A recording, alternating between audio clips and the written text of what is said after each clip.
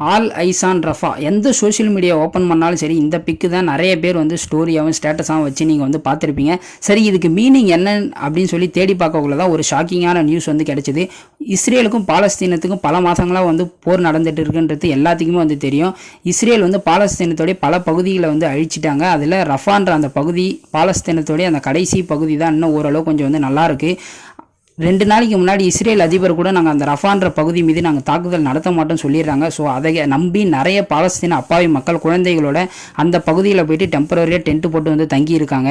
அமாஸ் அமைப்பை சேர்ந்த ஒரு 2 பேர் அந்த ரஃபான்ற அந்த பகுதியில் இருக்கிறாங்க. அந்த நியூஸை கேட்டு இஸ்ரேல் அமைப்பினர் எந்த ஒரு முன்னறிவிப்பின்றி அந்த ரஃபான்ற அந்த பகுதிகள் மீது கடுமையான குண்டு மழையை வந்து பொழிஞ்சு தாக்குதல் வந்து நடத்துகிறாங்க. இதில் பல அப்பாவி பாலஸ்தீன மக்கள், குழந்தைகள் என எல்லாருமே வந்து அந்த டெம்பரரி டென்ட்டு எரிஞ்சு நிறைய பேர் வந்து உடல் கருகி வந்து இறந்து போயிடுறாங்க.